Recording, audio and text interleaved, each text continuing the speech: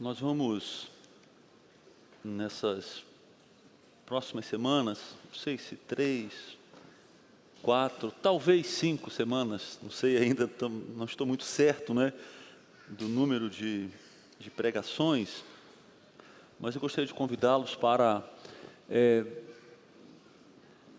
dedicarmos algum tempo aqui numa série temática, não expositiva, como é o nosso costume, né, aqui na igreja, mas é uma série temática, e o título da série ele foi inspirado na capa de um livro, muito bom livro, por sinal, de 2009, de um pastor americano, um livro assim muito preciso, né, necessário para o nosso tempo, certamente não é o único, né, mas é um livro assim que se destaca, chama-se Desejo e Engano, e ele trata sobre a sexualidade, sobre pecados sexuais, né, que têm sido assim difundidos no nosso tempo, de uma maneira... os pecados eles não são novos, mas a abordagem a eles é nova. E a intensidade também, e a maneira como eles têm sido difundidos, propagados, anunciados, né? Então, esse pastor ele trata sobre isso nesse livro. Essa série aqui, eu acrescentei ali no nome, né? Desejo, Engano e o Evangelho. Porque nós vivemos em dias, né, que os desejos sexuais eles são estimulados, encorajados e supervalorizados. Isso aí é um fato, não precisa observar muito para descobrir isso, né? Mas o engano, então fala-se muito do desejo e da satisfação do desejo. Mas o engano, que não se fala, ele traz um preço assim alto para a tolerância sexual. O preço não é baixo, ele é alto. Então os desdobramentos, eles são enormes. E sobre isso não se fala, não é? Sobre isso não se fala. E muitas das vezes, até nesse aspecto, né? Quando se fala do preço dessa promulgação, dessa propaganda, não é? Que tem sido feita em torno dos desejos sexuais, normalmente o preço não é ligado aos desejos. São tratados como coisas separadas, não é? Então não, aqui você pode realizar o seu desejo. O preço é tratado como um problema da sociedade, sei lá, tem algum outro nome, não é? Mas as coisas não são ligadas, e há falta de sabedoria nisso, porque elas estão ligadas, não é? Quando a gente fala de um pecado e da consequência do pecado, tem que tratar junto, não é? Mas não é feita essa ligação. Mas há esperança, por isso que tem o Evangelho aí no título, né? A boa notícia é o Evangelho de Jesus Cristo. Por isso que o propósito dessa pequena série, é apontar para Cristo como o caminho, a verdade e a vida, e como a maior necessidade de todo ser humano pecador. Cristo é a maior necessidade de todo ser humano pecador. Isso vale para uma pessoa que bebe muito, então ele bebe cachaça, ele bebe até cair, e está destruindo a vida dele com isso. De vez em quando eu falo, Luciana Oberg, para alguém, né, eu encontro alguém, a pessoa me aborda, ou falo, olha, o senhor precisa parar de beber, mas mais do que isso, precisa de Jesus. Porque parar de beber vai ser até uma coisa boa que o senhor vai fazer para a vida, mas não vai resolver o maior problema da vida. Não vai. Em relação aos pecados sexuais, é a mesma coisa. Deixar os pecados sexuais, ou um pecado sexual específico, é uma boa coisa, não é uma coisa ruim, mas isso não transforma a vida. Quem transforma a vida é Cristo. E o propósito dessa série é apontar para Cristo, como o caminho, a verdade e a vida, como a maior necessidade de todo ser humano pecador. A sexualidade humana só pode ser corrigida verdadeiramente pelo Evangelho. Então não existe programa do governo, não existe programa de escola capaz de corrigir verdadeiramente a sexualidade humana. Só o Evangelho faz isso. Nosso desejo é que essa série honre a Cristo, levando-nos para mais perto dele, como o Emerson orou aqui, não é? Alguém disse assim: em qualquer tipo de tentação sexual, a única maneira de resolvermos o problema é a redenção em Cristo. Nós cremos nisso.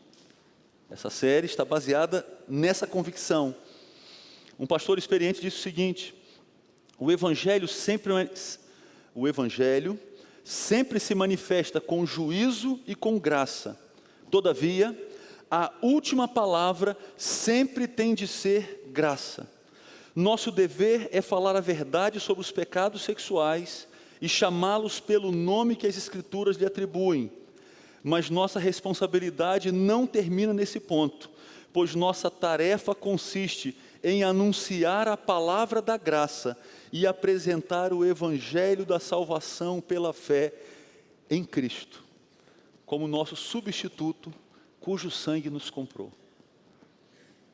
Os pecados sexuais também produzem morte, mas há vida em Cristo.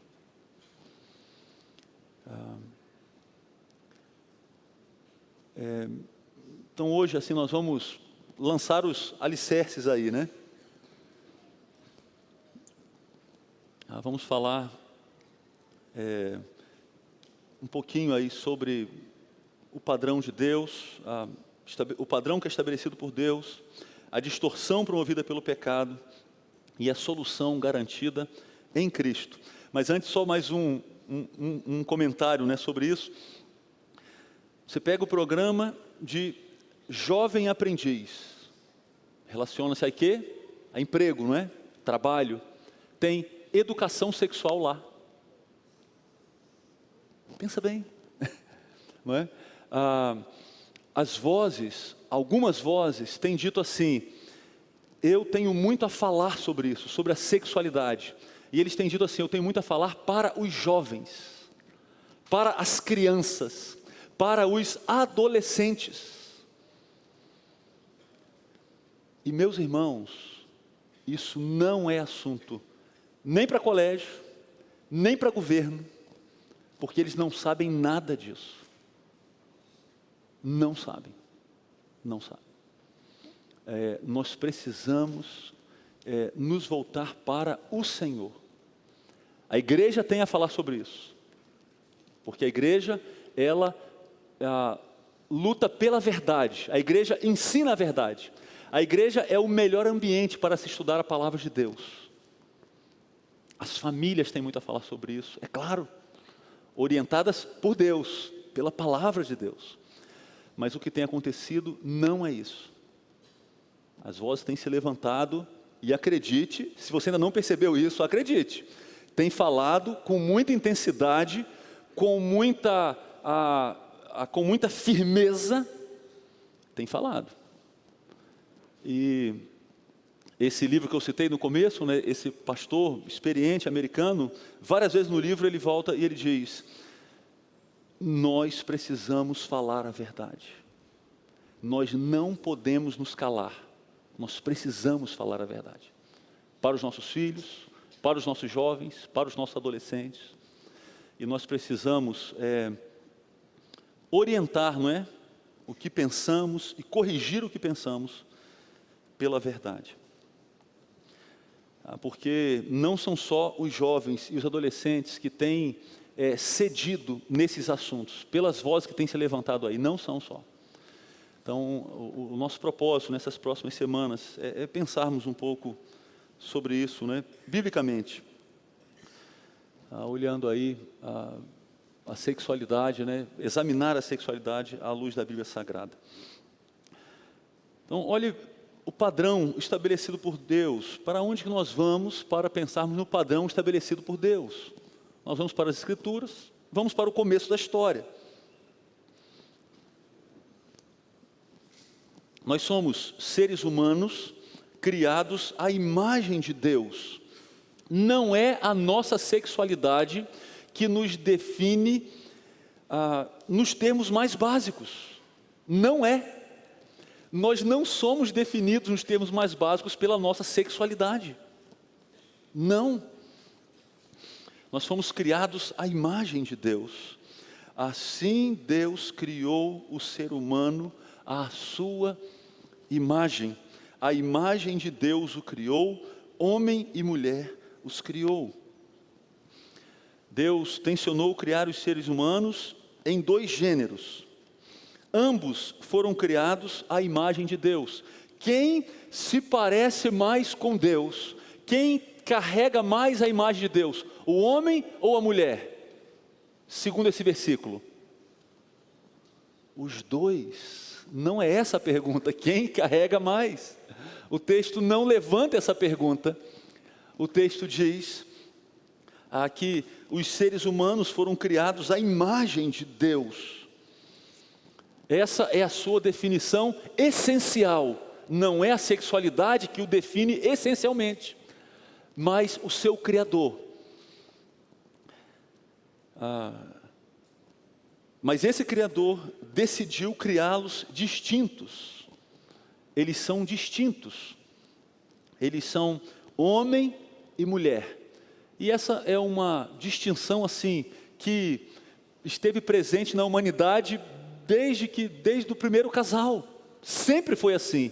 E agora, recentemente, isso tem sido questionado. Mas muito recentemente. Em termos de história, esse questionamento é muito novo. É muito novo. E errado, é claro, não é? Então, os seres humanos eram distintos, né? Separados entre homem e mulher, mas inseparavelmente ligados pelo desígnio de Deus. O capítulo 2 de Gênesis detalha a criação do primeiro casal, narrando a origem da humanidade. Esta é a história das origens, é o que o texto vai dizer, não é? E o Senhor, Ele vai detalhar aqui a origem da humanidade. Nós temos no capítulo 2 de Gênesis, a resposta para uma pergunta assim, muito inquietante do ser humano. De onde eu vim? Uma pergunta inquietante, é uma pergunta assim, importantíssima, não é? E as escrituras são claríssimas em dizer, Deus te criou. Você veio do Criador. O Criador te fez. Essa resposta valeu para Adão e Eva. Essa resposta vale para o Matias, que nasceu poucas semanas atrás. A Clarice, que nasceu na sexta-feira, não é? Do Jamerson e a Wivna. Então, quando a Clarice perguntar para os seus pais, mas papai, mamãe, de onde eu vim? Minha filha, você veio do Criador. O Criador te fez. E eles vão ler o Salmo 139 para ela, de um jeito que ela possa entender. Essa é uma resposta para uma pergunta importantíssima.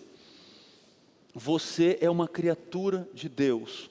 O homem e a mulher têm a mesma origem. Quando Deus trouxe a mulher a Adão, e Adão a viu, quando Deus trouxe a mulher e Adão a viu, estava claro que os gêneros eram diferentes. Adão notou a diferença. E a distinção transcendia a mera diferença física. A diferença não é só na aparência. Não, a diferença é maior do que isso. Mesmo assim, Adão a reconheceu como osso dos meus ossos e carne da minha carne. Havia diferença, mas havia uma ligação muito clara, muito evidente. Mas a passagem no capítulo 2 de Gênesis, nós não vamos fazer aqui uma exposição, é apenas citando, não é o texto. A passagem não para na criação da mulher. Então o texto vai dizer que Deus primeiro cria o homem, depois Ele vai criar a mulher a partir do homem. E aí no versículo 24 diz assim, por isso o homem deixa pai e mãe e se une à sua mulher, tornando-se os dois uma só carne. Então essa afirmação bíblica coloca agora, diante da criação do primeiro casal, e diante da entrega de Deus da primeira mulher para Adão, fazendo deles um casal casado. Essa afirmação bíblica coloca o casamento e as relações sexuais dentro do ato e desígnio criador de Deus. O casamento e as relações sexuais fazem parte da vontade de Deus, e nós identificamos tanto o casamento como as relações sexuais na ação criativa de Deus e na vontade dele. Está aqui. Tem mais uma observação importante no versículo 25. Estamos ainda em Gênesis 2. Ora, um e outro, o homem e a sua mulher, estavam nus e não se envergonhavam. Alguém disse assim sobre esse versículo: nesse estado ideal, homem e mulher viam suas pessoas e sexualidade com integridade, e por isso não sentiam vergonha em sua nudez. Eles viam, mas não se envergonhavam. Aqui, sua nudez é uma imagem de franqueza e confiança, porque tudo era perfeito. Tudo era perfeito. O plano de Deus estava aqui. O ideal de Deus estava presente aqui. Deus revelou o seu plano bom e perfeito. Essa é uma contestação, uma atestação do plano bom e perfeito de Deus. O avanço da humanidade se daria por meio da união de um homem e uma mulher. O pai e a mãe criariam os seus filhos debaixo da bênção de Deus. Queridos, o padrão de Deus é muito bom. Eu sei que tem sido dito para você, jovem, adolescente, que o padrão de Deus ele é uma prisão. Mas a verdade é que o padrão de Deus é muito bom. Viver para a glória de Deus incluía prazer, liberdade, uma vida com significado. Juntos, homem e mulher são encarregados aqui de governar a terra para Deus de forma representativa. O Senhor dá um privilégio para o primeiro casal, mas eles farão isso, cada qual cumprindo o seu papel específico para seu sexo, conforme a determinação divina, conforme o padrão divino. Uma vez que essas diferenças funcionais, do homem e da mulher, fazem parte do plano criador, do plano do Criador, somente quando homens e mulheres aceitam os papéis que Deus lhes ordenou, eles encontram satisfação plena, e a sabedoria de Deus na criação é inteiramente revelada e exaltada. O padrão de Deus revela a sabedoria de Deus, e isso se traduz em prazer para nós, criaturas dele, em coisa boa para as criaturas. Viver dentro do plano de Deus é ter uma vida prazerosa. O plano de Deus inclui satisfação, inclui amor verdadeiro, coisas que o ser humano, homens e mulheres, anseiam. Nós ansiamos isso. Nós desejamos satisfação, nós desejamos amor verdadeiro. Não são só os adolescentes que sonham com amor verdadeiro. Os adultos também sonham, até os idosos. O amor verdadeiro é algo que traz prazer, que traz satisfação. E ele se encontra apenas dentro do padrão de Deus. Para suprir sua necessidade de companhia, Deus criou a mulher para ser esposa de Adão. A criação de Eva mostra o plano divino para o casamento de Adão, bem como para todos os outros que viriam. Um relacionamento monogâmico e heterossexual. Claríssimo aqui. Olha só, uma criança muito pequena, se você ler para ela, ela vai entender isso aqui. Muito claro. Deus criou apenas uma mulher, não um outro homem, não duas mulheres, não um bicho.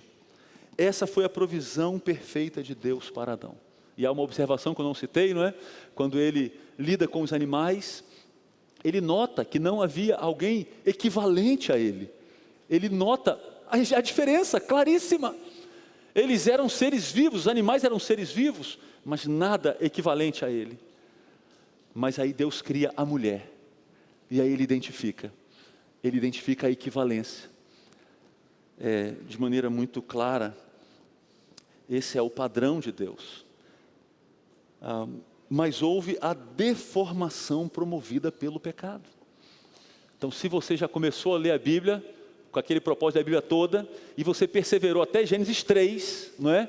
No dia 2 de janeiro, ou no dia 1º mês, falou, não, hoje eu quero ler mais. Aí chegou no Gênesis 3, você descobriu que o padrão de Deus agora encontrou a deformação promovida pelo pecado. Com o pecado vieram graves problemas para a vida humana, e a sexualidade não passou ilesa ao pecado humano. Ela foi afetada. O pecado trouxe uma grande deformação na sexualidade. Os nossos primeiros pais pecaram. Olha o que diz o versículo 7 do capítulo 3 de Gênesis. Os olhos dos dois se abriram e perceberam que estavam nus. Então juntaram folhas de figueira para cobrir-se. Vocês ainda se lembram da observação do capítulo 2? Havia nudez, mas não havia vergonha. Havia transparência, havia sinceridade e não havia vergonha. Agora a condição mudou, porque agora a deformação, a franqueza e a confiança foram perdidas. Com a perda da inocência na queda, eles sentiram vergonha e tentação, e por isso agora eles precisarão proteger a sua vulnerabilidade pelo obstáculo da roupa. A roupa agora não é dispensável, ela é necessária. E ela é uma evidência da deformação na sexualidade. Ela é necessária.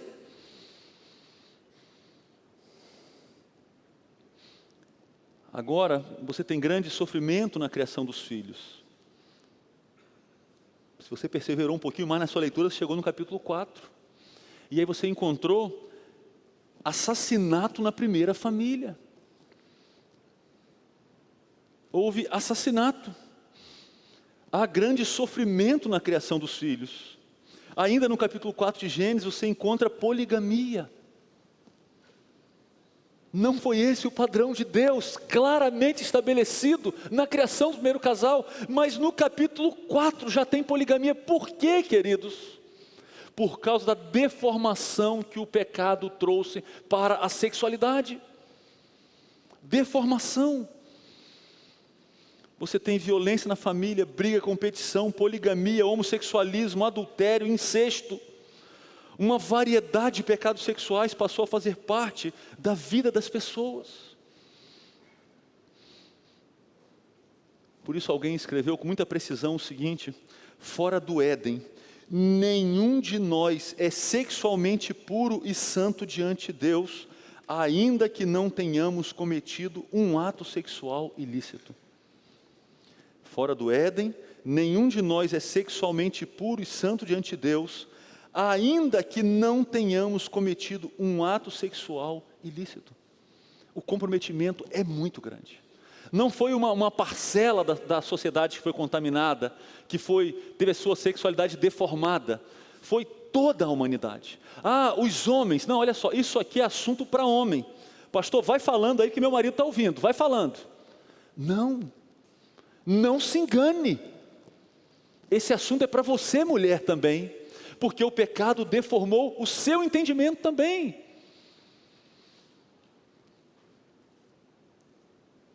A busca por prazer e liberdade, a satisfação dos desejos, só tem gerado dor, escravidão, solidão e destruição.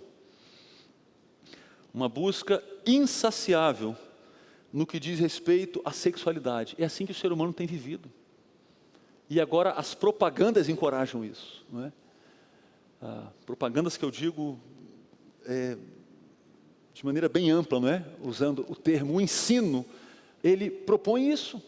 O ensino para os jovens propõe isso.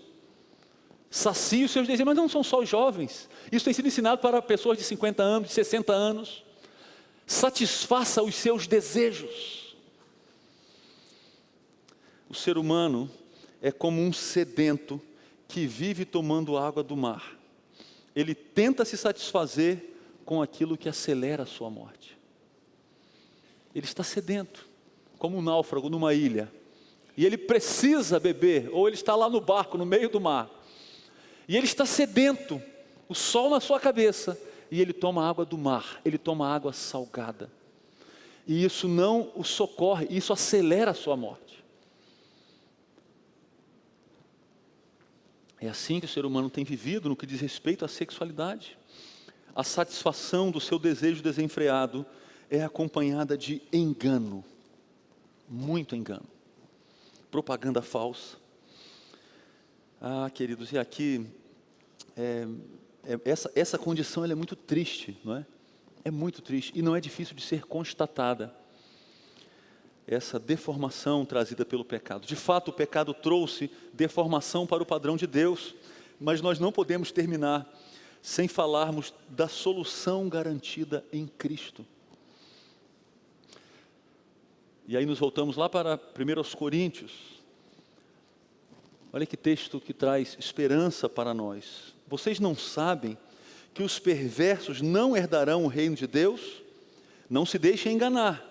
Nem imorais, nem idólatras, nem adúlteros, nem homossexuais passivos ou ativos, e nem ladrões, nem avarentos, nem alcoólatras, nem caluniadores, nem trapaceiros herdarão o reino de Deus. Você vai dizer, mas, puxa vida, Acre, que notícia boa é essa? Você errou o texto. Procura aí nos seus bolsos se não tem outro texto aí. Calma. Calma. O texto continua. Vocês conseguem ler ali aquela frasezinha? Vamos juntos? Assim, mas vocês foram lavados, foram santificados, foram justificados no nome do Senhor Jesus Cristo e no Espírito de nosso Deus. Essa lista terrível, daqueles que não herdarão o reino de Deus, ela é verdade, é isso mesmo. Mas por meio de Jesus, pessoas que pertencem a essa lista, elas podem ter a sua condição mudada, podem ter o seu coração transformado, podem ter o seu destino mudado, por causa de Jesus. Ele faz isso, Ele é capaz de fazer isso, e você certamente notou que nessa lista tem alguns pecados sexuais.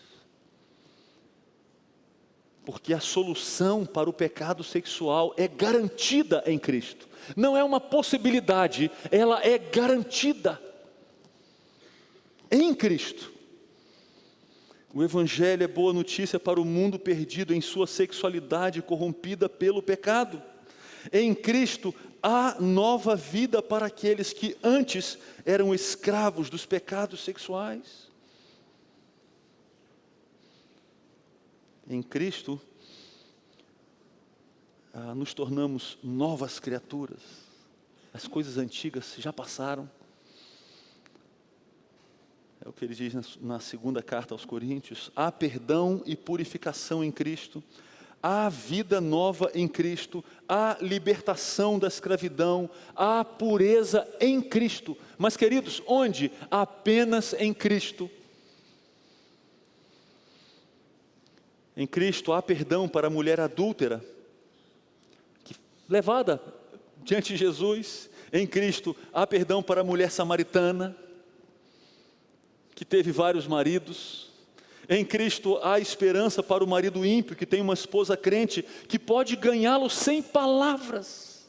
Há esperança até para o marido ímpio, que tem uma esposa crente sábia. Há esperança. E a esperança dele não é a esposa. Não, porque a esposa é um instrumento de Cristo naquele lar. Há esperança para ele em Cristo. Em Cristo, esse marido ímpio é santificado pela esposa crente. Em Cristo, o marido torna-se um modelo do amor de Cristo pela igreja. Queridos, olha isso, você que é marido como eu. Em Cristo, nós nos tornamos modelos do amor de Cristo, o amor perfeito de Cristo, sacrificial, santificador, purificador.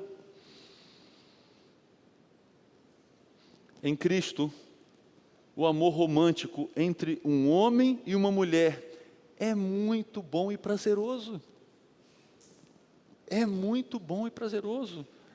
Adolescentes, jovens, em Cristo, o amor romântico entre um homem e uma mulher é muito bom e prazeroso. Olha, tem um livro inteiro da Bíblia que trata sobre esse amor romântico.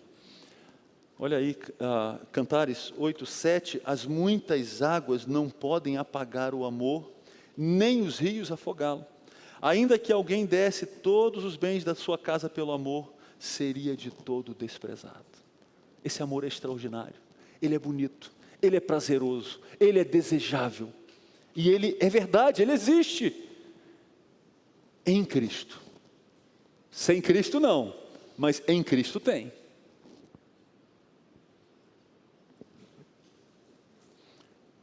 Embora, nesse contexto do amor romântico, filhos são gerados e criados no temor do Senhor. Embora vivam fora do jardim, famílias em Cristo desfrutam de amor no lar. E eu penso que você tem visto isso acontecer. Eu penso que você tem visto. Mas as coisas são perfeitas, não é? A foto do pastor Tarcísio esse dia aqui na reunião de casais, olha aqui a foto de uma família perfeita, não tinha ninguém na foto. Não existe a família perfeita, fora do jardim não. Mas meus irmãos, em Cristo, muitas famílias têm desfrutado de um bom ambiente familiar. Por causa de Cristo. Por causa de Cristo. Por isso, a esposa é descrita na literatura de sabedoria como um presente do Senhor. Ela não é vista como uma maldição, mas é como um presente. Os filhos são o galardão dos pais. O marido é protetor e cuidador. Tudo isso em Cristo. É Cristo resgatando o padrão de Deus. Mas nós estamos fora do Éden. Mas Cristo resgata o padrão de Deus fora do Éden, na condição em que estamos.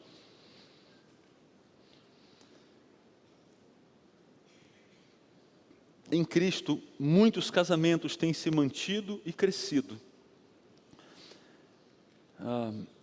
As igrejas locais são e continuarão sendo uma referência para o mundo.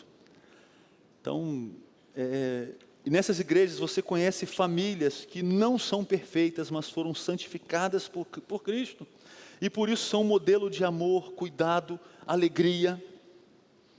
Se você lê um livro muito joia do Timothy Keller, falando sobre o casamento, fugiu agora o nome do livro aqui, mas ele, no começo logo do livro, ele vai falar sobre estatísticas dos casamentos dos crentes.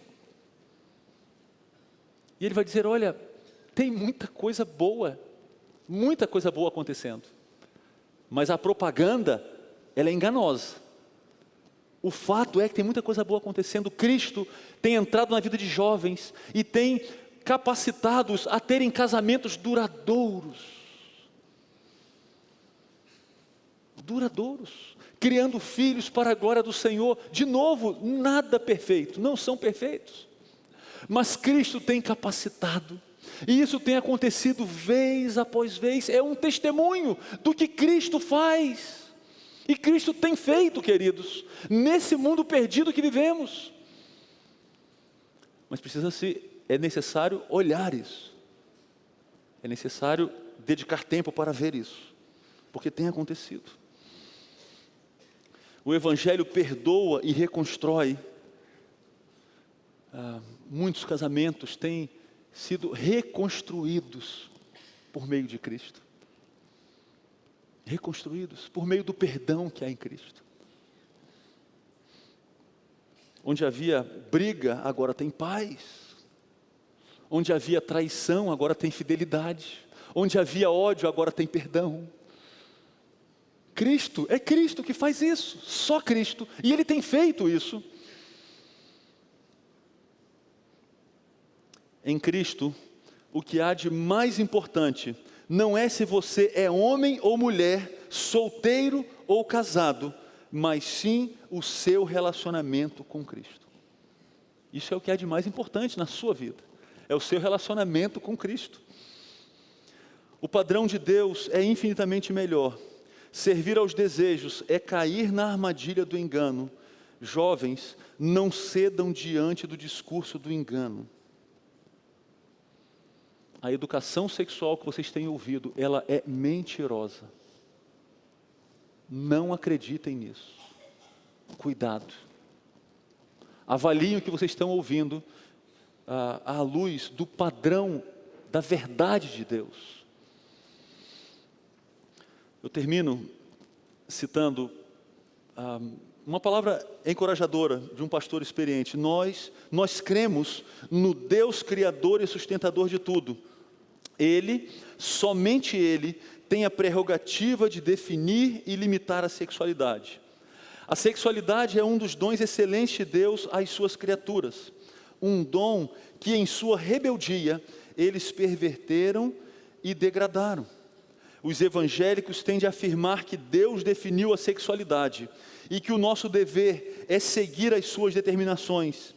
Isso significa que os cristãos evangélicos têm de sustentar com grande eficiência o modelo bíblico da sexualidade. Temos de afirmar sem embaraço a excelência desse modelo, dar graças por esse dom e seu deleite, reconhecer sem hesitação que Deus planejou que as relações sexuais são tanto para prazer como para procriação, e jamais repudiar o ensino bíblico de que o sexo foi idealizado tão somente para o contexto da união heterossexual comprometida e monogâmica.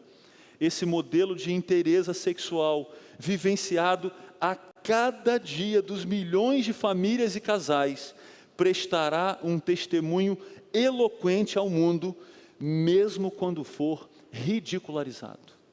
Nós cremos nisso. Nós precisamos avançar nesse testemunho. Para isso precisamos nos voltar para o que Deus diz e avaliarmos a nossa vida pelo que Deus diz. Eu gostaria de orar com você mais uma vez. Se você quiser, você pode ficar em pé.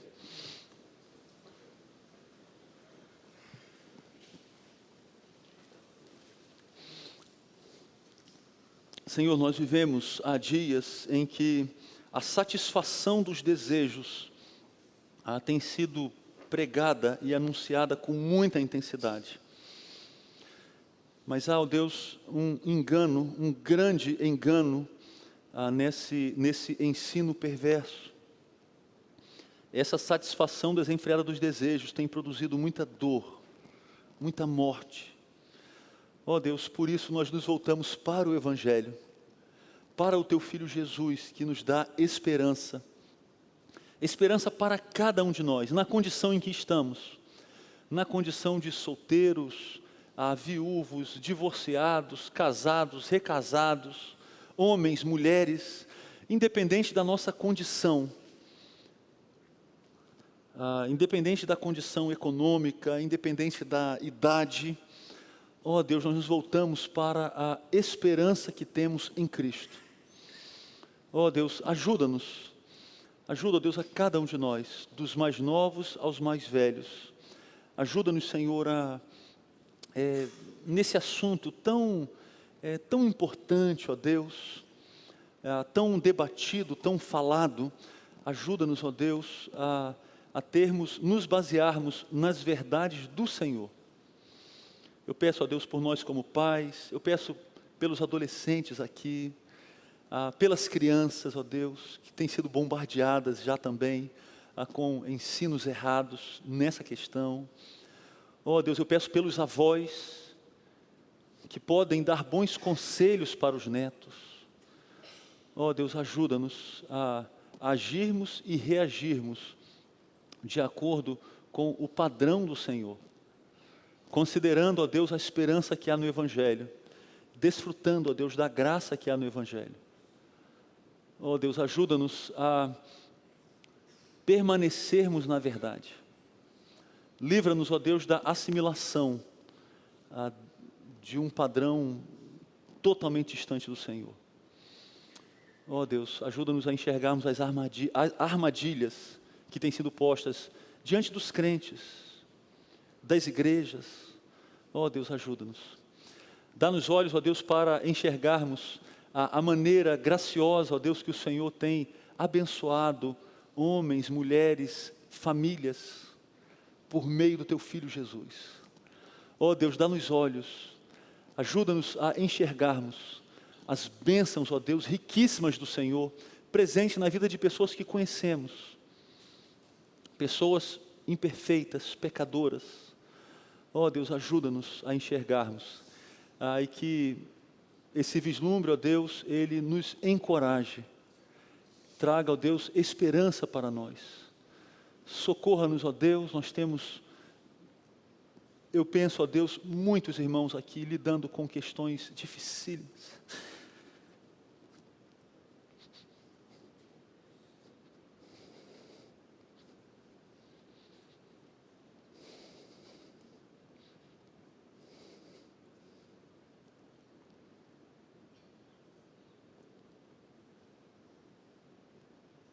Ó Deus, socorra-nos em nossas lutas, socorra-nos, Senhor, dando-nos esperança, a esperança que há em Cristo, a esperança que há no Evangelho. O Senhor não nos chama para o desespero, não, ó Deus, o Senhor nos chama para a esperança. E quando olhamos, ó Deus, para o Evangelho, quando lemos, ó Deus, o que lemos aqui hoje na primeira carta aos Coríntios, ó Deus, quando nós lembramos que o Senhor nos tirou de um lamaçal terrível, ó Deus, de pecado, de toda sorte de pecado. Isso, ó Deus, nos dá esperança. Ó Deus, encha-nos com a esperança do Evangelho e ajuda-nos, ó Deus, a vivermos baseados nessa esperança. Ajuda-nos, ó Deus, a vivermos na verdade do Evangelho. É a nossa oração, em nome de Jesus, o nosso Salvador. Amém.